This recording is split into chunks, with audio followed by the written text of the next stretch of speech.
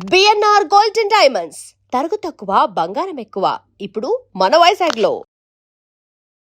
నమస్తే, welcome to ఐట్రిప్. మోకాల నొప్పి అని హాస్పిటల్కి వెళ్ళంగానే అక్కడ నుంచే మొదలవుతుంది మనకు వేలల్లో ఖర్చు. కానీ రూపాయి ఖర్చు లేకుండా మనం మోకాల నొప్పులను తగ్గించుకోవచ్చు అని మీకు తెలుసా? ఎగ్జాక్ట్లీ అండి. దీని గురించి మాట్లాడడానికి మనతో పాటు ఉన్నారు ప్రముఖ ఆయుర్వేద వైద్య నిపుణులు డాక్టర్ చిట్టిబొట్ల మధుసూదన్ శర్మ గారు. అయితే రూపాయి ఖర్చు లేకుండా మోకాల నొప్పులను మనం ఎలా కంట్రోల్ చేసుకోవచ్చు అన్నది ఆయన మాటల్లోనే అడిగి తెలుసుకుందాం. నమస్తే సార్. నమస్తే సార్. ఏంటి సార్ మోకాల నొప్పి అని మనం ఏదైనా హాస్పిటల్కి వెళ్తే ఈ టెస్ట్ అని ఆ టెస్ట్ అని ఈ మెడిసిన్ అనేసి చాలా రకాల మెడిసిన్స్ వాడేసి వేలల్లో ఖర్చు అయిపోతున్న రోజులు ఇవి. కానీ మీరు అసలు ఖర్చు లేకుండా మోకాల నొప్పుల్ని కంట్రోల్ చేయొచ్చు అనేసి చెప్తున్నారు. అది ఎలా సాధ్యం? ఏంటి మీ దగ్గర ఉన్న చిట్కా? చాలా మంచి ప్రశ్నమ్మా. మీరు అన్నట్లు ₹1,000 ₹1,00,000 ఖర్చు పెట్టుకునేటువంటి పరిస్థితి అమ్మా మోకాల నొప్పుల సమస్య. రెండవది, పూర్వకాలము వయస్సు వచ్చినటువంటి వాళ్ళలో ఉండేటువంటి సమస్య అయితే ఈ రోజుల్లో 25 సంవత్సరాల నుంచే చాలా మందిలో మొదలయ్యేటువంటి పరిస్థితి ఏర్పడుతుందమ్మా. దీనికి 1,00,000 కారణాలు. మరి ఈ మోకాళ్ళ నొప్పుల సమస్యకి ఖర్చు లేని వైద్యాలు చాలా చాలా ఉన్నాయమ్మా. ఇప్పుడు ఒక వైద్యం గురించి చెప్తాను చూడమ్మా. పైసా అంటే పైసా ఖర్చు అక్కర్లేదమ్మా. చాలా చక్కటి ప్రయోజనం చేకూరుతుంది. కేవలం అవగాహన కలిగి ఉంటే చాలు. దీనిలో ఎలాంటి సైడ్ ఎఫెక్ట్స్ ఉండవు, అన్ని సైడ్ బెనిఫిట్స్ కూడా ఉంటాయమ్మా. అవి కూడా నేను చెప్తాను. రోజు ఒక్కసారి అమ్మా, సమస్య తీవ్రంగా ఉంటే రోజు 2 సార్లు కూడా ఈ యొక్క ఔషధాన్ని వాడుకోవచ్చు. సమస్య కొద్దిగా ఉంటే జస్ట్ ఒక్కసారి సరిపోతుందమ్మా. ఉదయం పరిగడుపున వాడుకోవచ్చు, లేకపోతే రాత్రి పడుకునేటప్పుడు వాడుకోవచ్చు. లేకపోతే సమస్యకి ఎక్కువగా ఉంటే కొన్నాళ్ళ పాటు 2 టైమ్స్ వాడేసేసి తర్వాత ఒక్కసారి వాడుకున్నా సరిపోతుందమ్మా. మన చాయిస్ అది కూడా. సో ఎలాగంటే అమ్మా, ఒక 250 ml వాటర్ తీసుకోవాలమ్మా. ఒక పాత్రలో 250 ml వాటర్ తీసుకొని, పారిజాతం ఆకులు మీకు తెలుసు కదమ్మా. గ్రామాలు, పట్టణాలు, నగరాలతో నిమిత్తం లేకుండా ఎక్కడ పడితే ఇక్కడ పారిజాతం చెట్లు ఉంటాయమ్మా. సో ఆ పారిజాతం ఆకులు జస్ట్ 2 కానీ 3 కానీ తీసుకోవాలమ్మా. ఆకులు చిన్నగా ఉంటే 3 తీసుకోవచ్చు, ఆకులు పెద్దవైతే 2 సరిపోతాయి. 2-3 ఆకులు తీసుకుంటే సరిపోతుంది. అవి చిన్న చిన్న ముక్కలుగా చేసేసి ఆ నీళ్ళలో వేసేయాలమ్మా. 250 ml వాటర్లో 2 లేదా 3 పారిజాతం ఆకుల్ని శుభ్రం చేసేసి చిన్న చిన్న ముక్కలు చేసేసి అందులో వేసేసి ఇంచుమించు ఒక 50 to 100 ml నీళ్లు మీరేటట్టు మరిగించుకోవాలమ్మా. అప్రాక్సిమేట్గా. సో 50 to 100 ml నీళ్లు మీరేటట్టు మరిగించేసేసి దించేసేసి ఫిల్టర్ చేయాలమ్మా. ఆ విధంగా మనం ఎప్పుడైతే బాయిల్ చేసామో ఆ నీళ్ళ కలర్ మారిపోతుంది. అంటే పారిజాతం ఆకులు ఉన్నటువంటి ఆ సుగుణాలు, ఔషధ గుణాలన్నీ నీళ్ళలోకి వచ్చేస్తాయి. సో గోరువెచ్చగా ఉన్నప్పుడు ఫిల్టర్ చేసేసి అందులో ఒక 500 మిల్లీగ్రాముల నుంచి 1 గ్రామ్ ఉప్పు వేయాలమ్మా. సాల్ట్. ఇక్కడ మీకు సందేహం రావచ్చు, బీపీ పేషెంట్లు ఎక్కువగా సార్ సాల్ట్ వాడకూడదు అంటారు. సో కొద్దిగా సాల్ట్ వాడుకోవడం వల్ల ఎలాంటి ఇబ్బంది ఉండదమ్మా.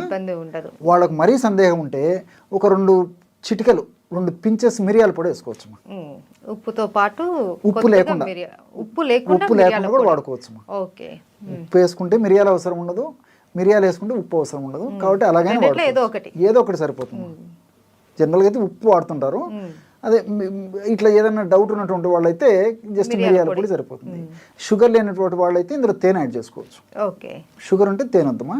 సో ఈ యొక్క ఔషధాన్ని 1 డోసుగా వాడుకోవాలి.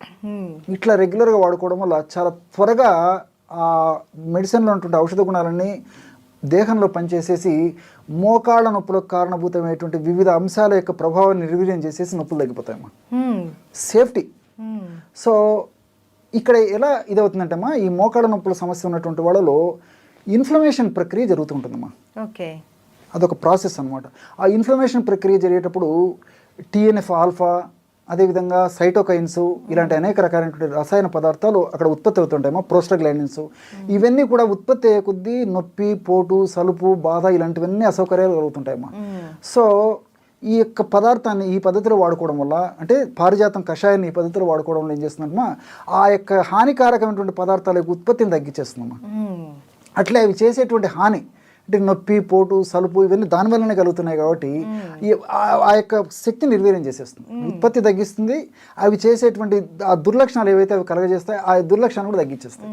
కాబట్టి సేఫ్టీగా పనిచేస్తుంది.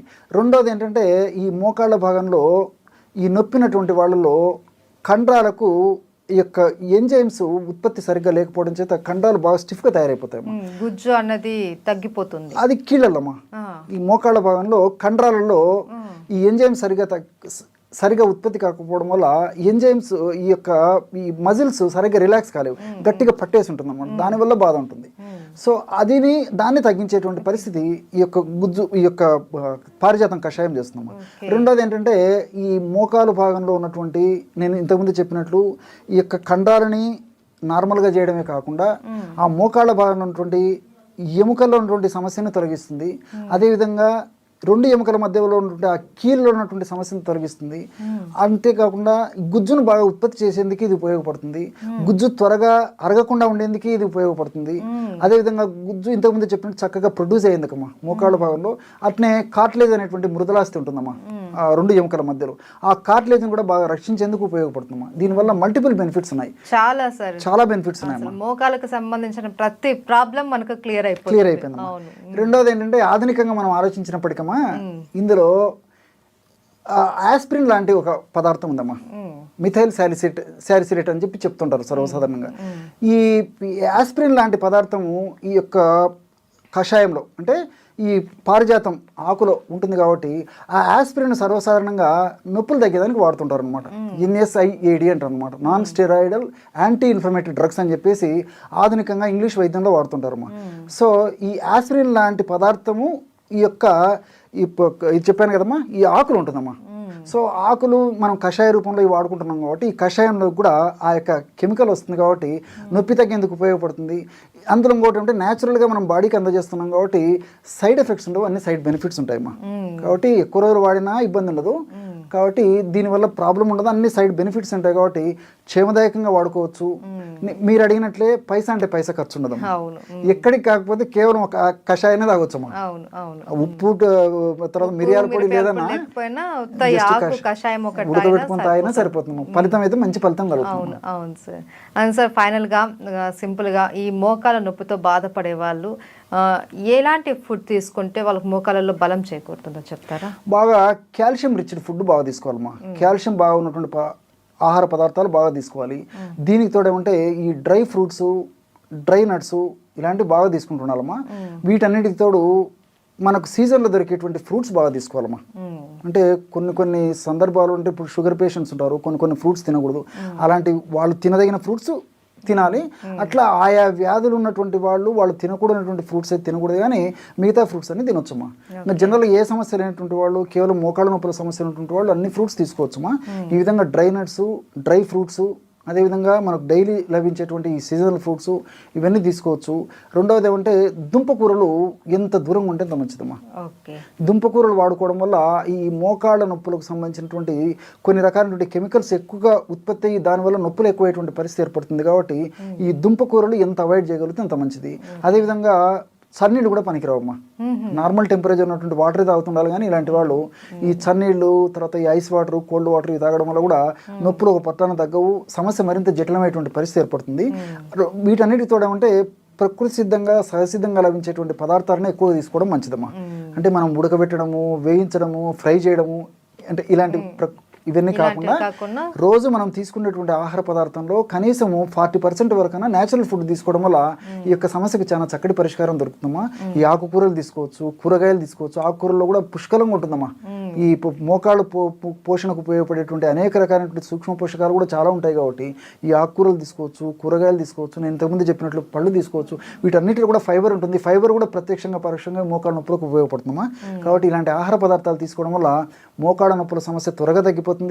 ఒకవేళ సమస్య లేకున్నటువంటి వాళ్ళకైతే ఆ సమస్య అంత చిన్న వయసులో రాకుండా కూడా ఉంటాయమ్మా. Thank you so much sir. నమస్తే.